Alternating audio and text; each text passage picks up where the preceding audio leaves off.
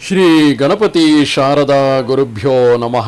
ಯತ್ರ ಯೋಗೇಶ್ವರ ಕೃಷ್ಣೋ ಯತ್ರ ಪಾರ್ಥೋ ಧನುರ್ಧರಃ ತತ್ರ ಶ್ರೀ ವಿಜಯ ಭೂತಿರ್ಧ್ರುವ ನೀತಿರ್ಮತಿರ್ಮಮ.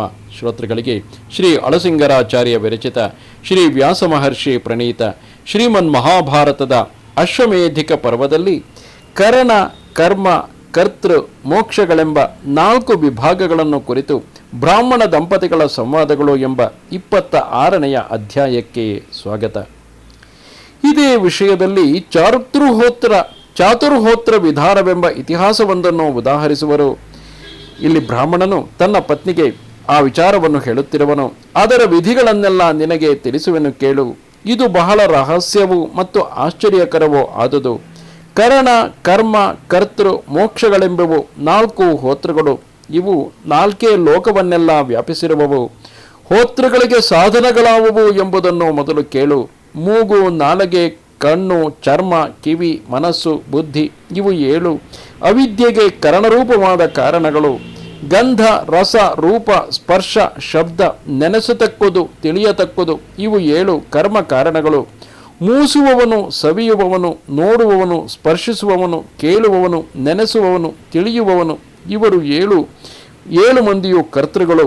ಘ್ರಾಣಾದಿ ಗುಣಗಳುಳ್ಳ ಇವರು ಅಂದರೆ ಈ ಕರ್ತೃಗಳು ಗಂಧವೇ ಮೊದಲಾಗಿ ಶುಭಾಶುಭ ರೂಪಗಳಾದ ತಮ್ಮ ಗುಣಗಳನ್ನೇ ಭುಜಿಸುವರು ಅಂದರೆ ಅನುಭವಿಸುವರು. ಇವರು 7 ಮಂದಿಯು ಸ್ವಾಭಿಮಾನವನ್ನು ಆ ಗುಣಗಳನ್ನು ತೊರೆದಾಗ ಮೋಕ್ಷಕ್ಕೆ ಕಾರಣಭೂತರಾಗುವರು. ತಮ್ಮ ತಮ್ಮ ಇಂದ್ರಿಯ ಸ್ಥಾನಗಳನ್ನು ವಿದ್ಯುಕ್ತವಾಗಿ ತಿಳಿದ ವಿದ್ವಾಂಸರಿಗಾದರೂ ಆ ಗುಣಗಳೇ ಅಂದರೆ ಇಂದ್ರಿಯಗಳೇ ದೇವತೆಗಳಾಗಿ ಆ ವಿಷಯಗಳೆಂಬ ಹವಿಸ್ಸನ್ನು ಅವು ತಾವೇ ಅನುಭವಿಸುತ್ತಿರುವವು ಎಂದರೆ ಅವರಿಗೆ ಅಂದರೆ ಆ ವ್ಯಕ್ತಿಗೆ ಇದರಲ್ಲಿ ಸಂಬಂಧವಿರುವುದಿಲ್ಲ.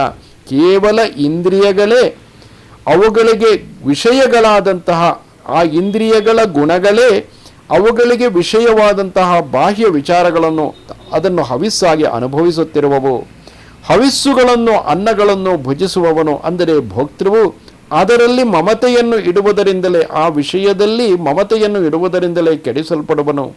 ತನಗಾಗಿ ಮಾತ್ರ ಅನ್ನವನ್ನು ಪಾಕ ಮಾಡುವವನು ಅದು ತನಗೇ ಎಂಬ ಭಾವದಿಂದಲೇ ಕೆಡುವನು.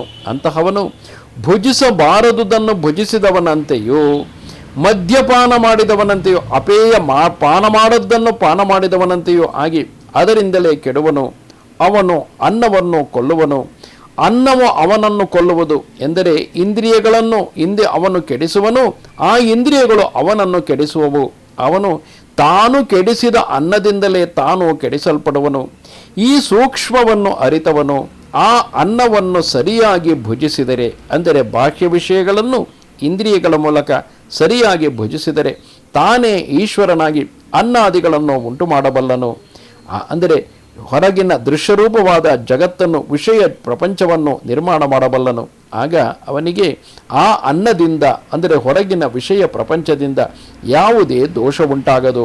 ಆದುದರಿಂದ ಮನಸ್ಸಿನಿಂದ ನೆನೆಸುವುದು, ಬಾಯಿಂದ ಆಡುವುದು, ಕಿವಿಯಿಂದ ಕೇಳುವುದು, ಕಣ್ಣಿಂದ ನೋಡುವುದು, ತ್ವಕ್ಕಿನಿಂದ ಸ್ಪರ್ಶಿಸುವುದು, ಮೂಗಿನಿಂದ ಘ್ರಾಣಿಸುವುದು ಈ ವಿಧವಾದ ಹವಿಸ್ಸುಗಳನ್ನೆಲ್ಲ ಮನಸ್ಸು ಮೊದಲಾದ ಷಡೀಂದ್ರಿಯಗಳನ್ನು ಅಡಗಿಸಿ ಅದರಲ್ಲಿ ಹೋಮ ಮಾಡಬೇಕು.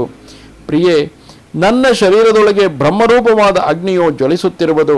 ನನಗೆ ಬ್ರಹ್ಮಮಯವಾದ ಜ್ಞಾನವೇ ಹವಿಸ್ಸು. ಪ್ರಾಣವೆಂಬ ಸ್ತೋತ್ರವುಳ್ಳದ್ದಾಗಿಯೂ ಅಪಾನವೆಂಬ ಶಸ್ತ್ರವುಳ್ಳದ್ದಾಗಿಯೂ ಸರ್ವತ್ಯಾಗವೆಂಬ ದಕ್ಷಿಣೆಯುಳ್ಳದ್ದಾಗಿಯೂ ಇರುವ ಯೋಗವೆಂಬ ಯಜ್ಞವು ಸಿದ್ಧವಾಯಿತು. ಈ ಯಾಗಕ್ಕೆ ಅಹಂಕಾರ, ಮನಸ್ಸು, ಬುದ್ಧಿ ಇವು 3 ಕ್ರಮವಾಗಿ ಹೋತೃ, ಅಧ್ವರ್ಯು, ಉದ್ಗಾತ್ರಗಳೆಂಬ 3 ಋತ್ವಿಕ್ಕುಗಳಾಗಿಯೂ ತಾನೇ ಬ್ರಹ್ಮವಾಗಿಯೂ ಇರುವುದು. ಸತ್ಯವೆಂಬುದು ಪ್ರಶಾಸ್ತ್ರವಾಗಿಯೂ ಅದೇ ಅವನ ಶಸ್ತ್ರವಾಗಿಯೂ ಮೋಕ್ಷವೇ ಅದರ ದಕ್ಷಿಣೆಯಾಗಿಯೂ ಇರುವುದು.